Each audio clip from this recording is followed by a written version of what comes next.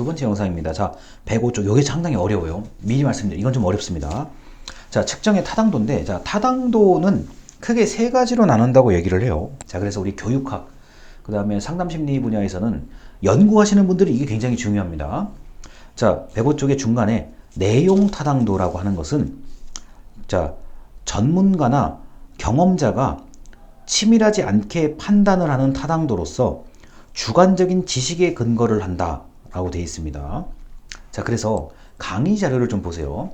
자, 내용 타당도인데, 자, 여기서는 이게 뭐냐면은, 보통 시험 문제 출제를 하면 그 출제된 문제를 검토를 하거든요. 자, 그러다 보면은 연구자나 평가하는 사람이 그 사람의 지식을 가지고, 요거는 잘 된 것 같네.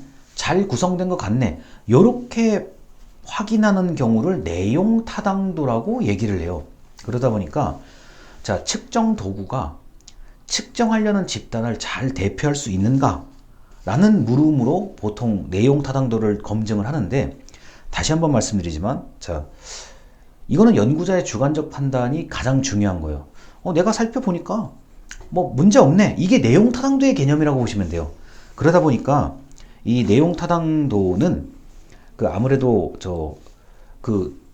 연구를 하거나 평가하는 사람이 그 지식이, 만약에 지식이 깊고 넓다 그러면은 내용 타당도가 참 좋아요. 이거는 보통 이제 뭐 어떤 도서를, 어떤 지식을 감수하다, 검수하다, 검사하다, 요게 내용 타당도 개념이라고 보시면 돼요. 자, 그런데 106쪽에 이제 두 번째 기준 타당도가 있습니다. 이거는 뭐냐면은 이미 입증된 것, 이미 알려진 타당도가 있다고 하면 그것과 비교했을 때의 방법이에요. 이게 사실은 가장 많아요. 무슨 말이냐? 자, 내가 연구한 거는, 내가 연구를 했더니 이 결과는 과거에 연구했던 결과와 일치한다.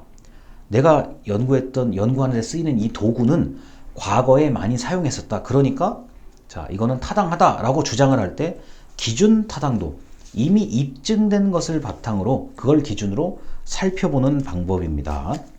자, 당연히 뭐 이거는 우리 책에도 영어 시험 얘기가 나와 있는데, 영어 시험의 종류가 많은데, 한 가지 영어 시험의 영어 시험이 그 사람의 어떤 영어 실력을 잘 측정한다고 하면은, 다른 영어 시험 종류가 많잖아요.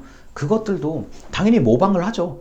야, 이거는 우리가 요번에 새로 만든 영어 이 시험은 우리가 이미 알고 있는 그 시험하고 비슷하게 만들었다. 오히려 더 나았다. 더 개량을 해서 잘 만들었다. 이렇게 주장을 할 때 바로 기준 타당도를 적용을 한 겁니다.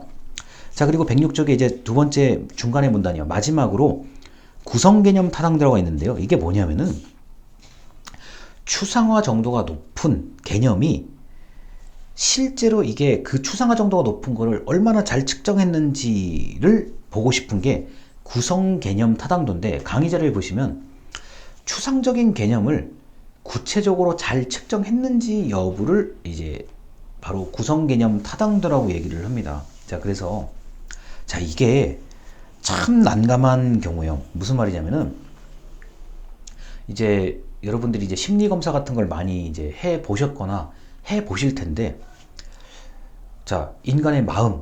자, 그럼 마음이 뭐냐? 자, 정서. 그럼 정서가 뭐냐? 이 굉장히 추상성이 높은 단어예요. 마음, 정서, 태도, 그 다음에 지각, 인지, 전부 다 추상성이 높은 단어인데, 자, 좋다. 그러면 인간의 마음을 어떻게 측정할 거냐? 그 마음이라는 거를 마음을 측정하기 위해 수많은 문항들로 쪼갤 거 아닙니까? 그거를 구성 개념 타당도라고 보시면 돼요. 야, 이 쪼개진 이 100개, 200개의 문항이 정말 이 마음을 측정하는데 맞는 거야? 라고 한다면 구성 개념 타당도가 높은 거고, 이거 마음을 측정하는 게 아닌 것 같은데 좀 이상한데? 그러면은 구성 개념 타당도가 낮아지는 거죠. 자, 그러다 보니까 거기에 106쪽에 구성 개념 타당도 안에 두 가지의 얘기가 있어요. 수렴 타당도와 판별 타당도라고 얘기하는데, 자, 요거는 무슨 말이냐면은, 자, 책에 있는 얘기도 있는데 요건 강의 자료를 좀 보시는 게 맞을 것 같아요. 자, 수렴 타당도. 자, 수렴이라는 거는, 자, 요런 겁니다. 김영재라는 사람한테 A로도 시험을 보게 하고 B로도 시험을 보게 하고 C로도 시험을 보게 해요. 다른 도구를 가지고 김영재를 측정했을 때 김영재가 내놓은 결과는 똑같아요. 그러면 야 이거는 상당히 잘 측정된 거다. 이 도구가 결과가 아니라 도구가 이게 정확하구나. 요게 수렴 타당도의 개념인 거고요. 자, 판별 타당도는 자 A라는 도구를 가지고 김영재에게도 측정해보고 B라는 사람한테도 측정해보고 C라는 사람을 측정해 봤을 때 자 유사한 도구를 가지고 있는데 이게 왜 결과가 자 다르게 나오지? 다르게 나오는 게 정상이죠.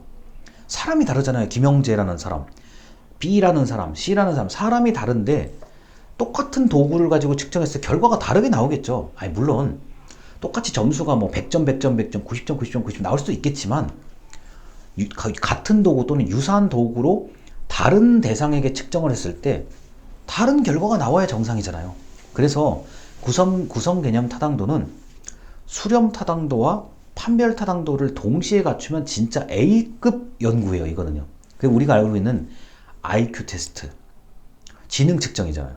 지능을 각 영역마다 측정하는 거잖아요. 그래서 뭐 도형을 뭐 보기도 하고 수리 능력을 보기도 하고 이러잖아요. 자, 이거는 지능이라는 것을 이 인간의 뇌에 있는 지능을 영역별로 나눠서 측정을 한 거잖아요. 자, 수렴 타당도. 자, 김영재라는 사람한테 뭐 IQ 검사를 하겠다. 그 IQ 검사에 뭐 여러 가지 뭐 어떤 종류가 다를 거잖아요. 자, A라는 걸로 해보고 B라는 걸로도 해보고 C라는 걸로도 IQ 테스트를 해보니 김영재 IQ는 요렇다. 똑같이 나왔다. 그러면은 이거는 김영재의 지능을 잘 측정한 수렴 타당도가 높은 IQ 검사다라고 할 수 있는 거고요. 자, 똑같은 예를 들어서 자, IQ 테스트 질문을 하나 새로 만들었는데 김영재한테도 해보고 B에게도 해보고 C에게도 해보고 D에게도 한 50명을 딱 했더니 결과가 다 다르게 나왔다. 이게 맞는 거죠. 같은 도구로 같은 결과가 나올 수도 있지만 서로 다른 대상들한테 다른 결과가 나오는 게 정상이잖아요. 그래서 구성개념 타당도가 이게 심리검사, 지능검사 이런 인간의 의식을 검사할 때 아주 많이 쓰이는 타당도가 구성개념 타당도다. 만약에 이게 측정이 잘못돼 버리면은 돈 낭비, 시간 낭비, 그 다음에 노력도 낭비하는 거잖아요. 그러니까 잘 검증되지 않은 그 테스트를 한다 그러면 그 잘 검증되지 않은 테스트를 해서 나온 결과는 당연히 잘못된 거예요. 그렇기 때문에 구성개념 타당도가 상당히 어려운 문제에 속합니다. 그래서 우리가 흔히 알 수 있는 거는 내용 타당도. 특정한 사람이 검토해 보니 이거는 오케이. 자, 이거는 각 분야를 잘 대표한 것이다 라고 하는 게 내용 타당도. 두 번째가 이미 검증된 것을 나의 연구와 나의 조사와 비교했을 때 타당하다라고 이제 주장할 수 있는 거는 기준 타당도. 그리고 방금 말씀드린 심리 상담 검사와 같은 경우는 구성 개념 타당도가 아주 정확해야 돼요. 추상적인 개념을 자, 어떻게 구체적으로 측정했는지, 과연 문항을 100개, 문항을 200개, 자, 아니면은 도저히 그렇게 할 수 없다 그러면은 뭐 다른 형태의 방법으로 자, 측정을 할 수도 있겠죠. 자, 그래서 이 타당도가 오늘 내용이 조금 많이 어려워요. 이게 그래서 아까 이제 저 내적 타당도, 외적 타당도 얘기도 했지만 지금 방금 말씀드린 타당도의 세 가지 종류, 특히 구성개념 타당도 같은 경우는 굉장히 까다로워요. 실제로는요. 그래서 이렇게까지 설명을 드리도록 하겠습니다. 자, 지금까지 어려운데 들어주셔서 감사합니다.